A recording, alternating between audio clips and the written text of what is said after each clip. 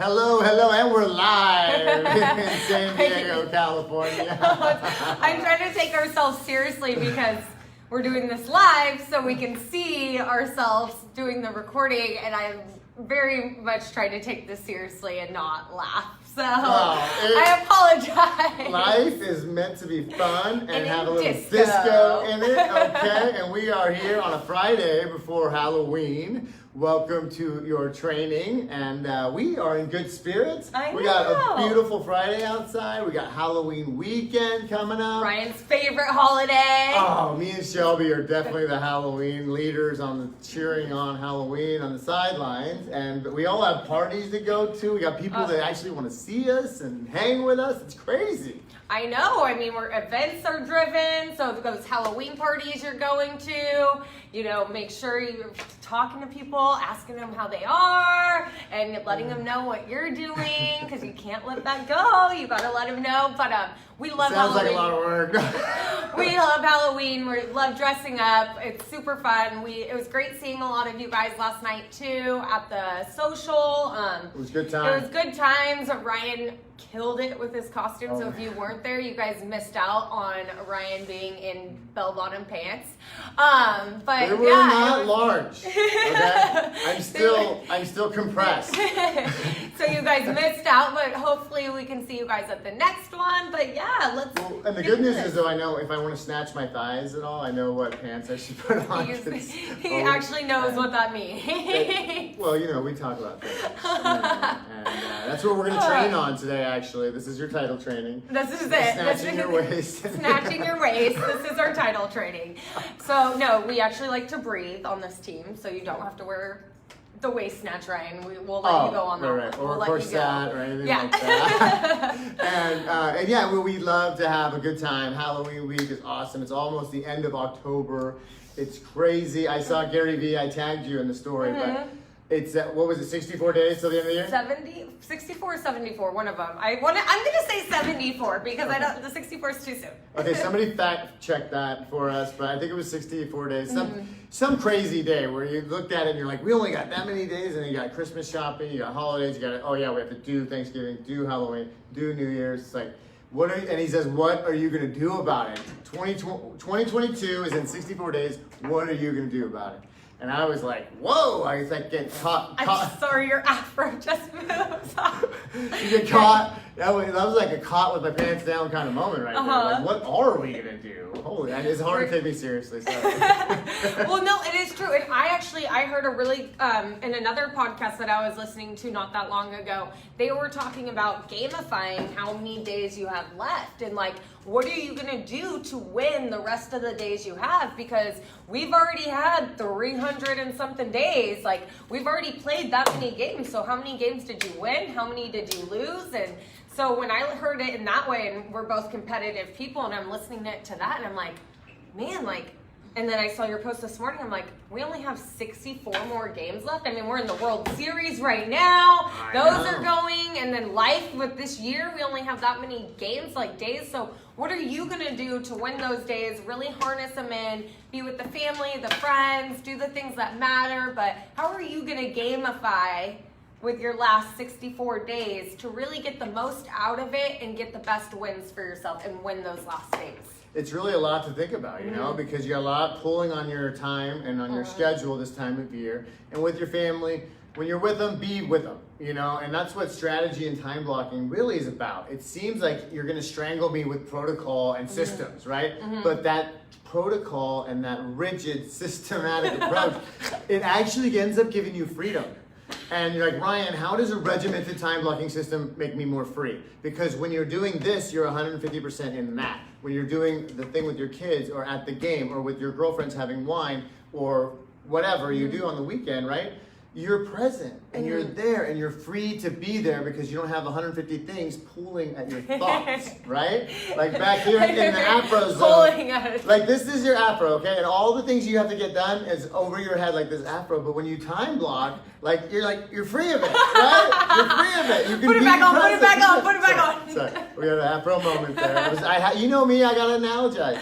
So that's what time block, that's what it made me think of. It's like, oh my gosh, We're going to be time blocking and planning for 2022 before we know it.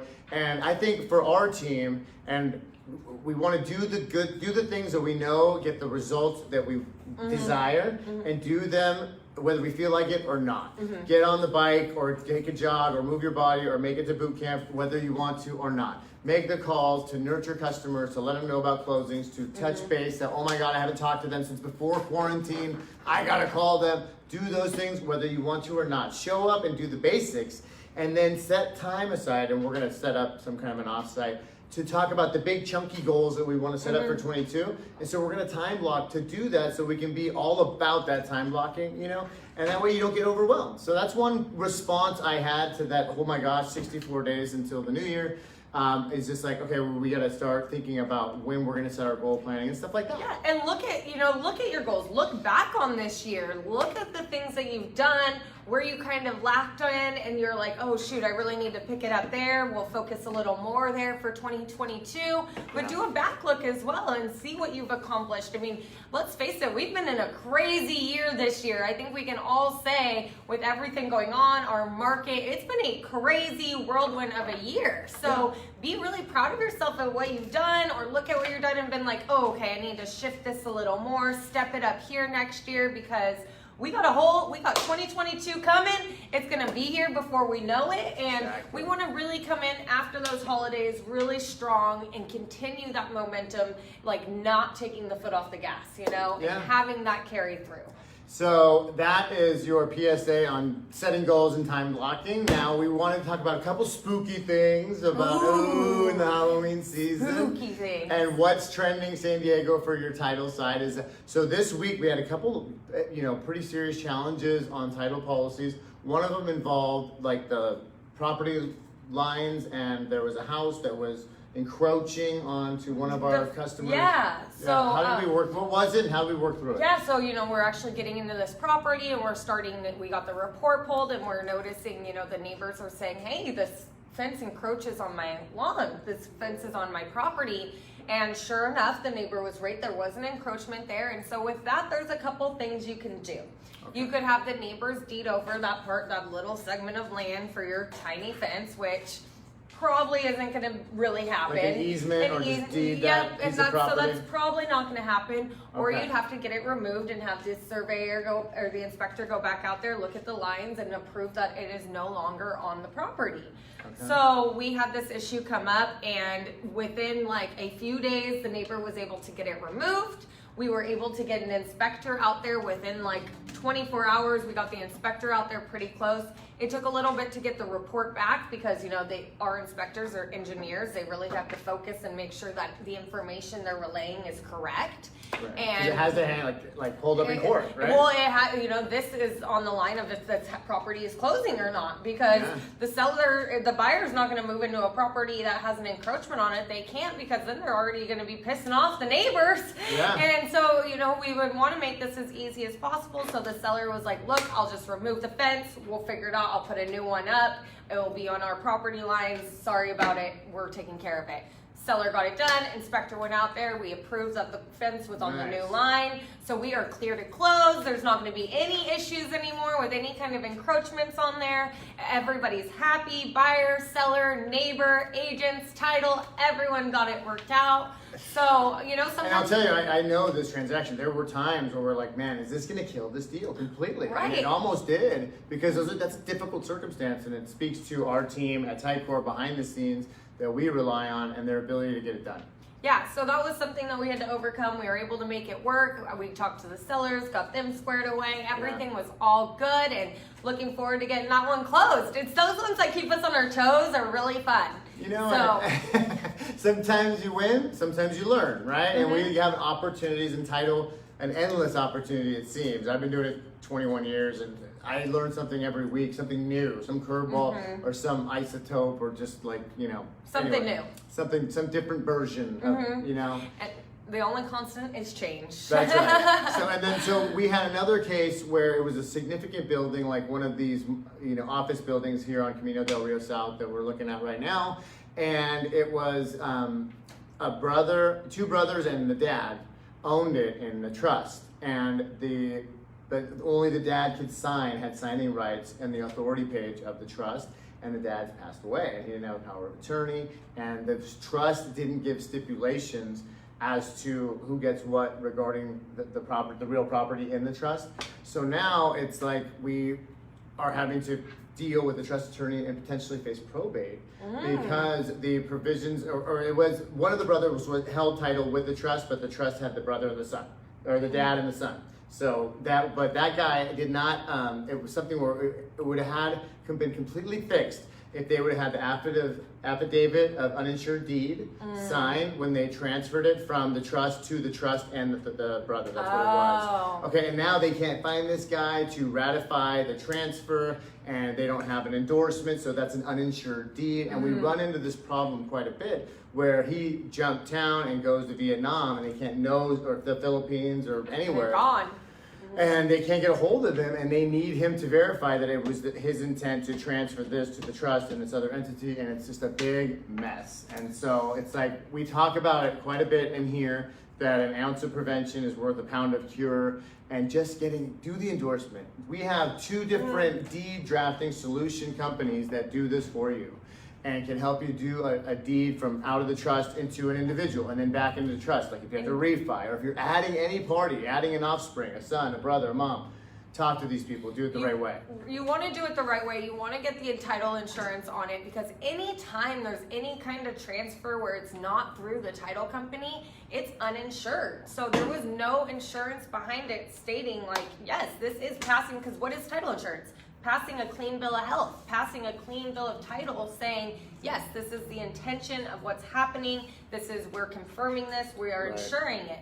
There is nothing like that happening. So there's no intentions knowing. There's so many fraudulent deeds that are out there. You can go get anything recorded on a property. So, it is really important to make sure you do get your title insurance. If you inherit a property, you want to make sure you get it done that way. You get title insurance. We make sure the vesting's correct. We put it into your name or your trust.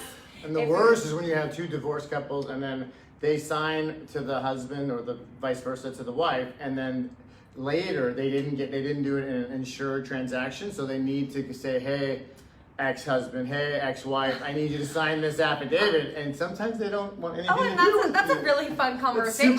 Super fun, right? So we've had that come up, or in this other instance, we've had the ex was in the Philippines. The ex is gone. They haven't talked to them in years. They have no idea. They're like, they didn't even know that this would be an issue. So it's really important to educate your clients, stay in front of them, make sure you're really in touch with your sphere so you can be their educational person, their go-to, whether they already own a home and they want to transfer it into their trust. Let them know the ramifications of transferring into your trust. There's always tax ramifications. A lot of people question like, oh, well, if I transfer it into my trust, like I don't want to have a new tax assessment or my tax is going to go up. Right.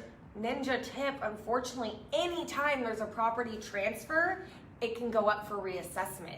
Anytime. Yeah. And so that's something that, it's important to educate your clients on and letting them know, if you want to transfer it into your trust, let's call my title people, let's get the endorsement, let's make sure this is they need to know that there's no way to add or take off or change the vesting or how the property's held on title without triggering a reassessment. And that reassessment means more property taxes, because chances are in the last 10 years the property's gone up significantly.